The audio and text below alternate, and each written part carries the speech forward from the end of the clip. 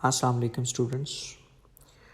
آج ہم لوگ پاکستان اسٹڈیز کے پاکستان افیئرس کے حوالے سے تھرڈ لیکچر ہے جس میں ہم آج بات کرنے جا رہے ہیں. آج ہمارا جو لیکچر ہوگا وہ محمد علی جناح صاحب کا جو کانسیپٹ تھا کہ why did he struggle for the establishment of Pakistan.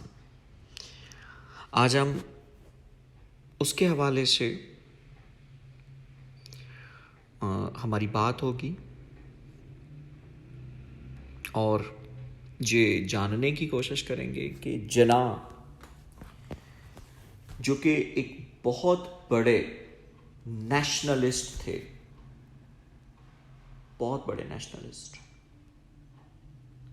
جو چاہتے تھے کہ برصغیر پاک و ہند کے تمام لوگوں کو ایک پلیٹ فارم پر اکٹھا ہو کر انگریزوں سے آزادی حاصل کرنی چاہیے، وہ مطالبہ پاکستان کے لیے کیوں کر قائل ہوئے.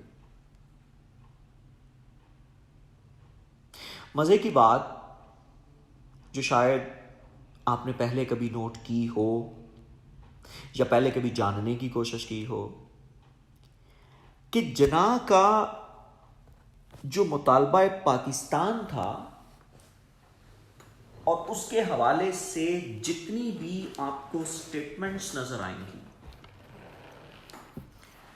وہ ساری 1940 اور اس کے بعد ہی نظر آتی ہے، اس سے پہلے نہیں ملتی.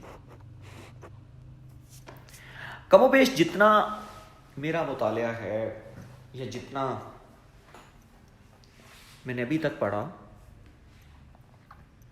ایک بات بڑی واضح ہے کہ مجھے ابھی تک جناح کی کوئی ایک ایسی سٹیٹمنٹ نہیں ملی جو 1940 سے پہلے ہو اور مطالبہ پاکستان کے لیے ہو. ہاں، اس سے قبل چودھری رحمت علی، علامہ محمد اقبال اور کئی لوگ سب کانٹیننٹ کی پارٹیشن کے حوالے سے بات کر چکے تھے، لیکن جناح اس حوالے سے کنونسڈ نہیں تھے. اب جناح ہمیشہ سے کانسٹیٹیوشنل ایشوز کے اوپر بات کرتے رہے، کانسٹیٹیوشنلزم کی بات کرتے رہے، اور وہ کہتے رہے کہ ہندوستان کا حال صرف ایک ہے. اور جب آپ نے دیکھا 1932 میں کہ ہندوستان کی سیاسی جماعتیں جو ہیں وہ کسی وائبل لائحہ عمل پر متفق نہیں ہو رہی، تو آپ نے 2 سال کی خود ساختہ جلا وطنی اختیار کر لی، اور اس جلا وطنی کا جو اصل پرپس تھا وہ صرف اور صرف ایک تھا، اور وہ یہ تھا کہ کسی نہ کسی طرز سے، مطلب میں اب ہندوستان، چونکہ وہ لوگ کسی کنسنسس پر نہیں آ رہے تھے، برٹشر سے وہ کچھ لینے کی، چونکہ ہندوستان کی جو انٹرنل پالیٹکس تھی، جو پالیٹکس انڈین نیشنل کانگریس اور مسلم لیگ کے درمیان اور مسلم لیگ کے مختلف گروہوں کے درمیان جاری تھی، وہ ہندوستان کا کوئی کانسٹیٹیوشن، ایک جس کو آپ کہتے ہیں کہ متفقہ آئین جو تھے، وہ کسی بھی ایک وائبل پلان کے ساتھ نہیں جا سکتے، وہ نہیں گئے، جس کی وجہ سے آپ بدل ہو کر جو ہیں وہ آپ نے سب کانٹیننٹ چھوڑ دیا، خود ساختہ جلا وطن ہو گئے. بہرحال اب واپس آئے، اور پھر آپ دیکھ لیں جناح کی قیادت میں آل انڈیا مسلم لیگ اور اس کے مختلف گروہوں نے اکٹھے ہو کر 1937 36-37 کے انتخابات لڑے، اور ان انتخابات کے منشور کی آپ بات کر لیں، اس میں بھی پاکستان اور آئیڈیالوجی آف پاکستان کا کوئی تذکرہ مسلم لیگ کی کمپین میں نظر نہیں آتا. آپ آج بھی اگر گوگل کرتے ہیں، سرچ کرتے ہیں، تو آپ کو کہیں پر بھی یہ نظر نہیں آئے گا کہ 1937 کے مسلم لیگ کے منشور میں کتاب کا ریفرنس دینے لگا ہوں، ٹریک ٹو پاکستان. اس کتاب کے اندر بھی یہ بات موجود ہے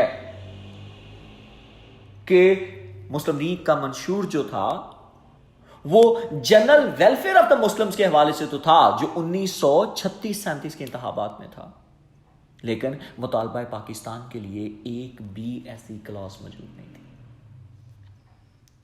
اگر یہ کہا جائے تو یہ بے جا نہیں ہوگا کہ جو مطالبہ پاکستان ہے یا پاکستان بنانے کی جو وجہ تھی وہ خود ہندوؤں نے دی تھی، اور وہ تھی کانگریشنل منسٹریز، کانگریسی وزارتیں جو 1937 سے 1939 تک بنی،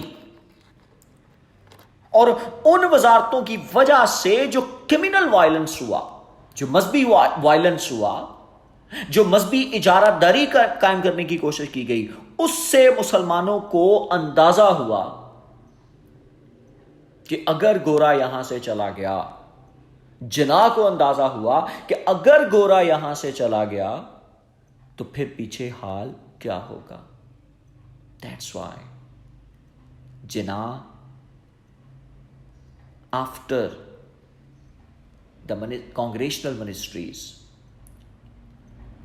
Jinnah demanded a separate homeland on the platform of Muslim League in 1940 at Manto park, جو کہ اب اقبال پارک ہے. اس میں جناح نے مطالبہ پاکستان جو تھا وہ دیا. تو جناح کے خیال میں سب کانٹیننٹ میں پاکستان اسی دن بن گیا جس دن پہلا ہندو مسلمان ہوا تھا. یہ بات میں آپ کو آئیڈیالوجی آف اسلام پڑھاتے ہوئے بھی آپ کو بتائی تھی کہ when a person embraces Islam, it means the man is not part of his old custom, traditions, values, social, political system. That's why after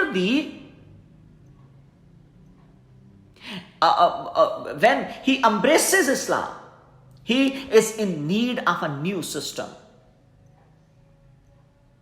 After being Muslim, as a Muslim, he is in the need of new culture, new viable principle, new viable, you can say, society, social culture.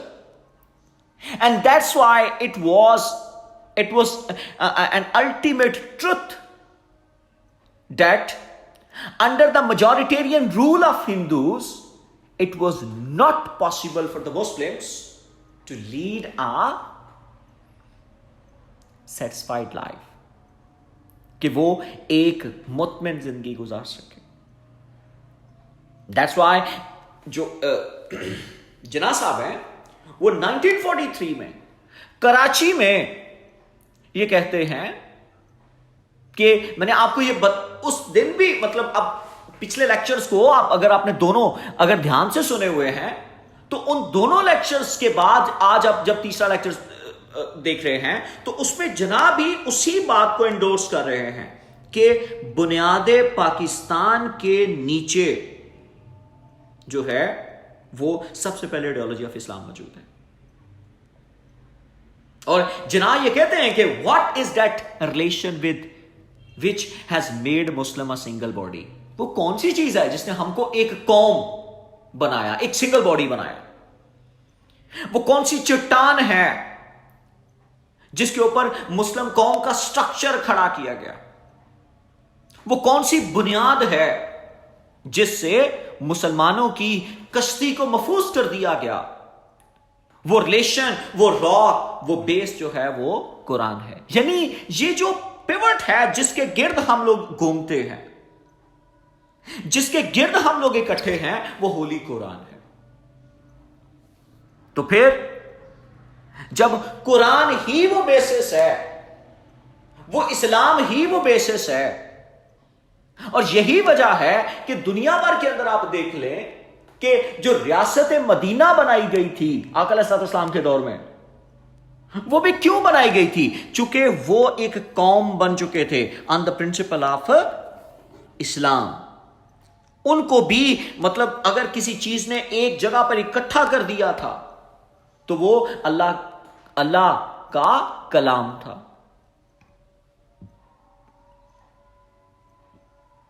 پھر جناب 1944 میں مارچ میں طلبہ سے خطاب کرتے ہوئے یہ فرمایا کہ اسلام، کہ آر گائیڈ از اسلام، کہ ہمارا جو رہنما ہے وہ اسلام ہے. کیوں اسلام ہے بھائی؟ کیا اسلام جو ہے وہ ایک مذہب ہے؟ نہیں. مذہب کس کا نام ہے؟ وہ صرف عبادات کا نام ہے. مذہب دنیا میں جس جگہ پر بھی موجود ہوگا وہ صرف عبادات کے لیے ہوگا، جبکہ اسلام ایک دین ہے. اور دین کیا ہے؟ وہ کوڈ آف لائف ہے. یعنی it is not related only with faith, rather it is related with your social, political, economic and cultural life.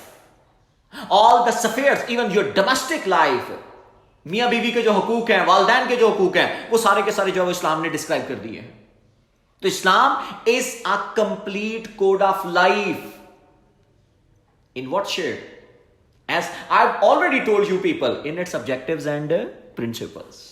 اسلام نے زندگی گزارنے کے کیا دیے ہیں آپ کو؟ اصول اور ضوابط دے دیے ہیں. But Islam is not a complete code of life in its forms and manifestations. یہ بات میں پہلے بھی آپ کو بتا چکا ہوں کہ فارمس اینڈ مینیفیسٹیشنس میں اسلام مطلب کلچرل، سوشل لائف میں اسلام نے ایون عبادات کے اندر بھی کوئی کمپلژن نہیں ہے. آپ جو ہے وہ نماز پڑھ رہے ہیں، آپ کھڑے ہو کے پڑھ رہے ہیں، آپ بیٹھ کے پڑھ رہے ہیں، مینیفیسٹیشنز کے اوپر پابندی نہیں ہے. آپ مسواک کر رہے ہیں، مینیفیسٹیشن پر کوئی پابندی نہیں. آپ برش کر لیں، آپ نمک اور تیل سے دانت صاف کر لیں، اصل سپرٹ دانت صاف کرنا ہے. فارمز اینڈ مینیفیسٹیشنز پہ کوئی پابندی نہیں. بدلتے ہو اگر اسلام فارمز اینڈ مینیفیسٹیشن کے نہیں جی، جو آج سے 1400 سال پہلے ہوا تھا ہم نے اسی کو ہی اپنانا ہے، تو ایسے میں اسلام ایک اسٹیگننٹ مذہب بن کے رہ جائے گا. اسٹیگننٹ سمجھتے ہیں نا، کہ جس میں آگے بڑھنے کی صلاحیت نہیں ہوتی. تو اسلام کبھی بھی اسٹیگننٹ نہیں ہے. وقت اور حالات کے ساتھ اس میں اجتہاد کر کے اس کو دور جدید کے مطابق جو ہے وہ اس کو، لیکن بیسک اسپرٹ کو توڑا نہیں جائے گا، بیسک پرنسپلز کو توڑا نہیں جائے گا، بیسک آبجیکٹیوز کو توڑا نہیں جائے گا.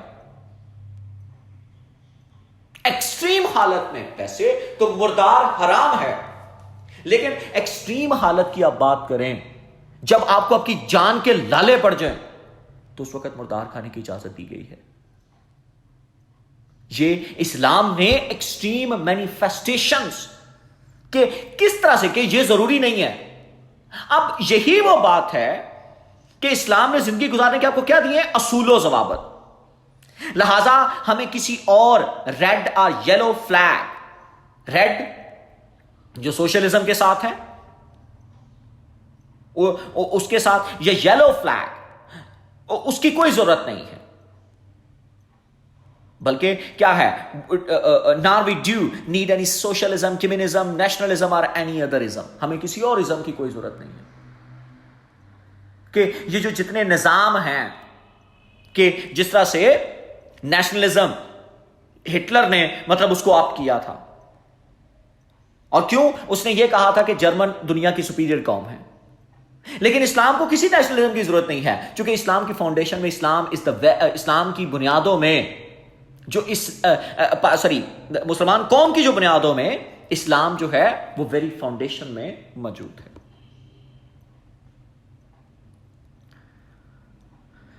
اور اسی طرح سے کمیونزم اور سوشلزم، جس طرح سے چائنا میں یہ کمیونزم موجود ہے، اور اسی طرح سے socialism former U S S R Soviet Union میں موجود تھا، جناح کہتے ہیں ہمیں ان میں سے کسی کی کوئی ضرورت نہیں ہے۔ جناح پھر بات کرتے ہیں کہ آئیڈیالوجی آف پاکستان کا پھر کیا مطلب ہے جناح کے خیال میں، کہ we are not separate entity, ہم نہ پنجابی ہیں، نہ سندھی ہیں، نہ بلوچی ہیں، نہ پشتون ہے، نہ پنجابی ہے، نہ بنگالی، ہم ایز سچ ایسا کچھ بھی نہیں ہے، ہم کیا ہیں؟ We are only Muslims. What is the fun of saying we are Punjabi, Sindhi اور پٹھان؟ یہ کہنے میں کیا مطلب بات ہوگی؟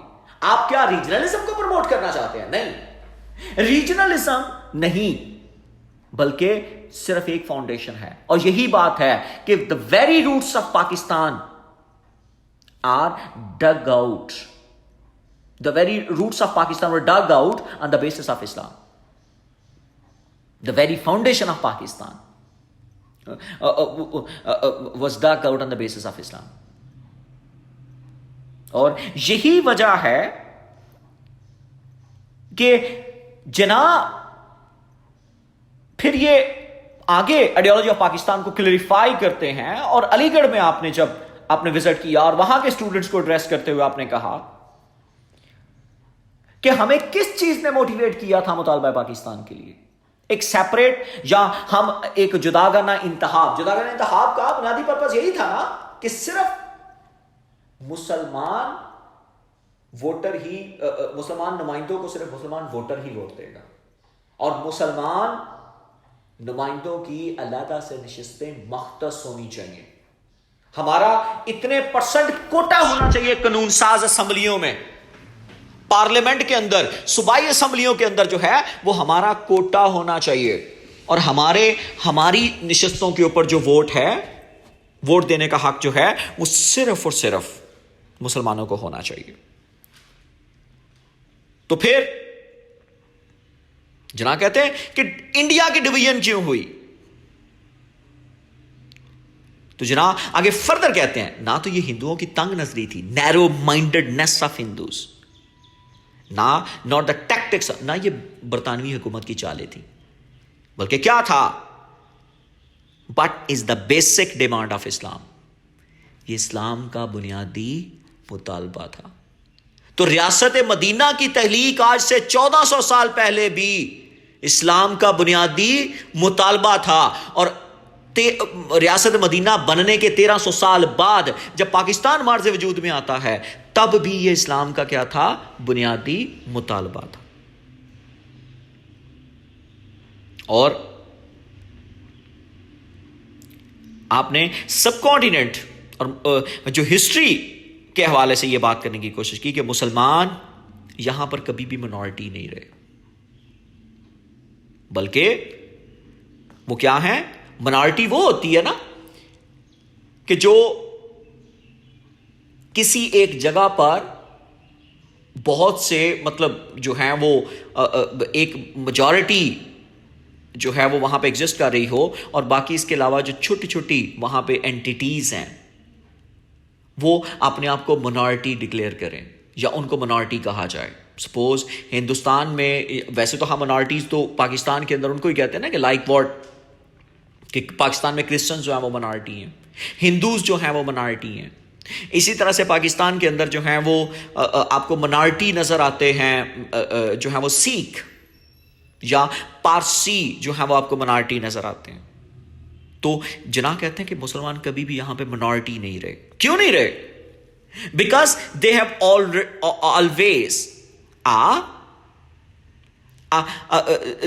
they were always a nation, perfect nation.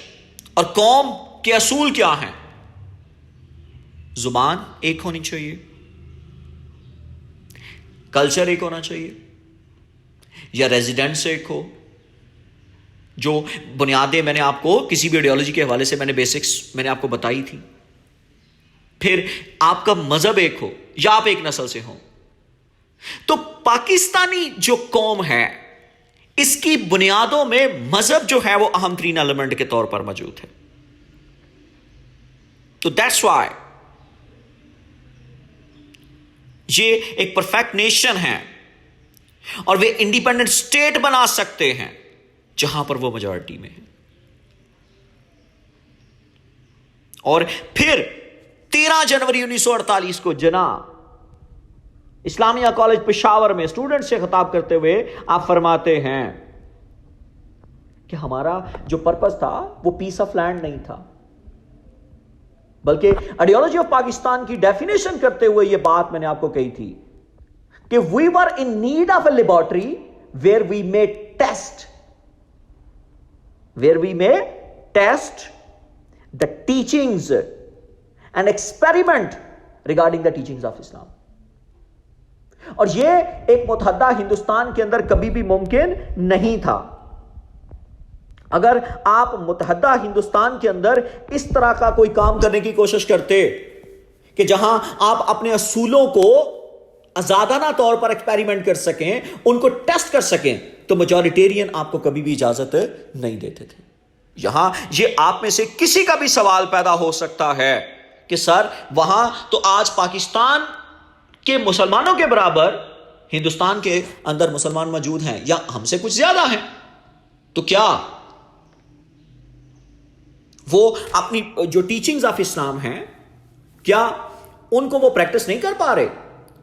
تو اس کا جواب بڑا سادہ سا ہے کہ ہندتوا جو آج کل جو کانسیپٹ ہے، جو اس وقت بی جے پی کی گورنمنٹ اور اس سے قبل 1992 میں بابری مسجد کی شہادت کے موقع پر اور 2002 میں گجرات کے فسادات کے موقع پر یہ بات کئی بار دہرائی گئی کہ وہاں ہندوستان کے اندر جس وقت بھی ریلیجیس ایکسپلائٹیشن ہوتی ہے تو وہاں سب سے زیادہ خطرہ وہاں کی مائنورٹیز کو ہے، اور مسلمانوں کو سب سے زیادہ خطرہ جو ہے وہ اسی وجہ سے ہی تو وہاں پہ نظر آتا ہے.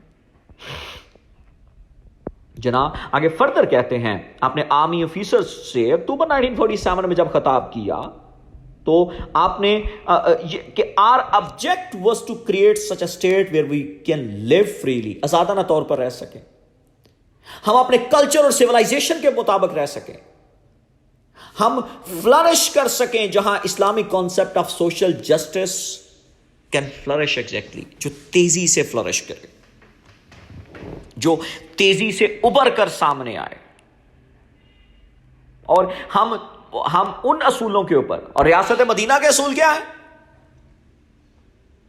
اب اگر ریاست مدینہ کے اصولوں کی آپ بات کر لیں تو پھر ہمیں یہ مزید سمجھنے کی ضرورت ہے کہ ریاست مدینہ کے اصول بالکل وہی اصول ہیں کہ جس میں آپ پیسفل کو ایگزسٹنس کی بات کرتے ہیں، لیو اینڈ لیٹ لیو.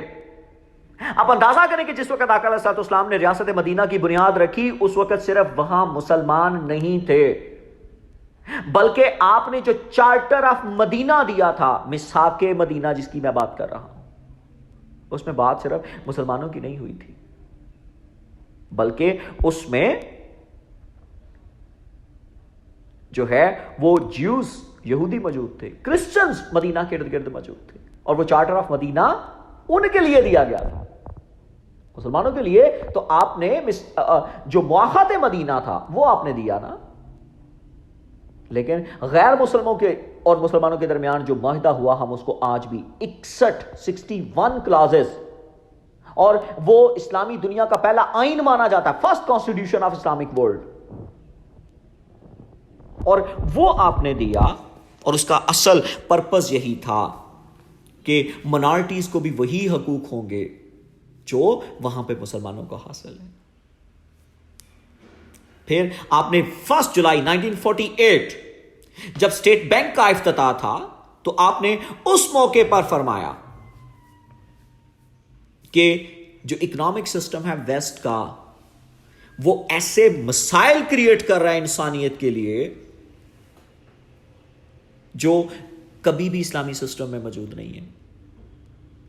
آپ کے خیال میں ان کا نظام جو انٹرسٹ پر مبنی تھا یہ لوگوں کو انصاف نہیں فراہم کر سکتا، جبکہ اسلام میں ربا ممنوع ہے، اور ہمارے ہاں ایک ایسا اکنامک سسٹم جو ہے وہ ایگزسٹ کرتا ہے جو اوریجنل اسلامک کانسیپٹ پر ہے، ایکویلٹی اینڈ سوشل جسٹس کے اوپر جو ہے وہ موجود ہے. اینڈ دیٹس وائی ہمارا جو اکنامک کانسیپٹ ہے، جو اس